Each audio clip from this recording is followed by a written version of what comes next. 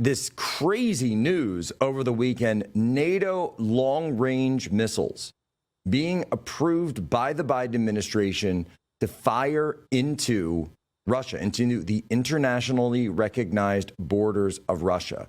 What is going on with this, Benz? What can we expect? Is this a negotiating tactic? Is this a way to try to prevent Russia from taking more territory before Trump gets in? What is really going on, and why are they trying to make the Ukraine war expand?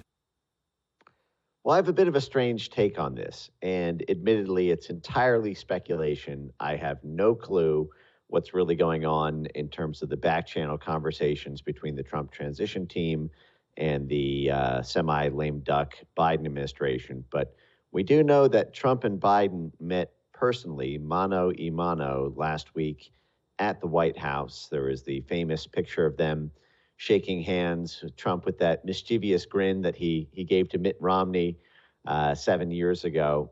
But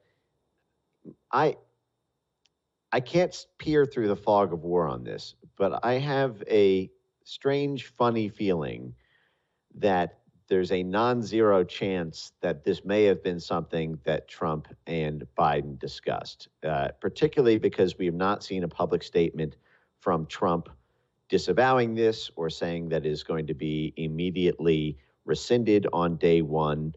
There is actually a kind of funny utility in a Trumpian logic to having the outgoing Biden administration authorize something without it being the formal diplomacy channel or posture of the Trump White House, in the sense that Trump, I think, is a fan of this negotiating art of the deal strategy of escalate to de-escalate. That is, the issue right now, as I've been saying for many, many, many months now, is that Russia is winning. They're winning on the battlefield. They're winning internationally. They've reconnected.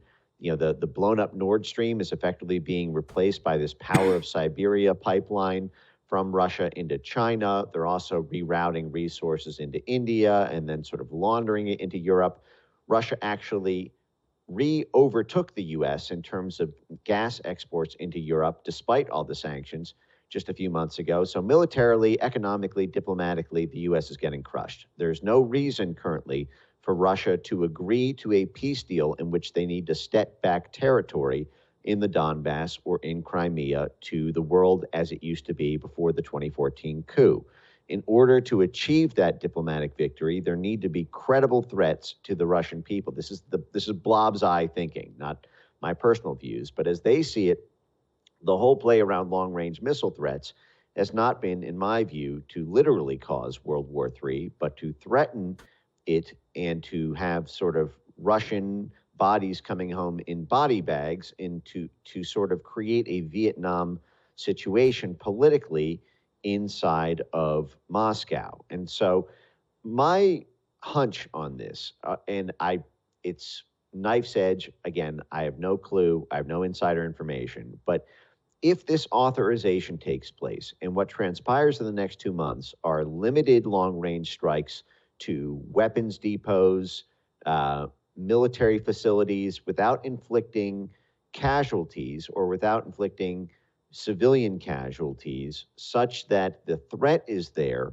that sort of cultivates an anti-war movement within Russia because people don't want their children getting harmed. It could actually help Trump at the negotiating table to have something to offer in exchange for favorable terms for a peace deal. What are your thoughts? Well, I do know that I caught Mike Walls earlier, and that's all very interesting. I can certainly see that line of thinking, but I would put it, I think, more with the war hawk side than I would say Trump, because again, that's in line with this regime change type of thought. That because, all right, go back to it. The entire point of why the United States and NATO wanted to push for Ukraine into the country and Ukraine's entry into NATO was to hope for regime change within Russia. They wanted to get rid of Putin. They think they can get rid of his regime. They think they can inculcate all of the things that you were talking about. But the difference being, of course, that typically that there's wide support for the war against NATO, because all of Russia across the spectrum actually views this as a threat, except for like the young liberals in the country. The hardliners want Putin go even further. They're saying, fine, if they want to attack inside Mother Russia, then you should go ahead and attack Kiev or attack some of those NATO capitals. Why not? They don't care one way or the other. The issue is, I think, as well, and I will also, by the way, I will say that publicly, we don't know whether or not this is part of what you're saying or not part of this potential dance, but we do know that Mike Waltz, who, current Congressman Mike Waltz, I don't think he's resigned actually the way Matt Gaetz did, but he's been appointed as Trump's selectee for national security advisor, that he went on Fox News this morning and said that they were not briefed by the Biden administration on this decision whatsoever.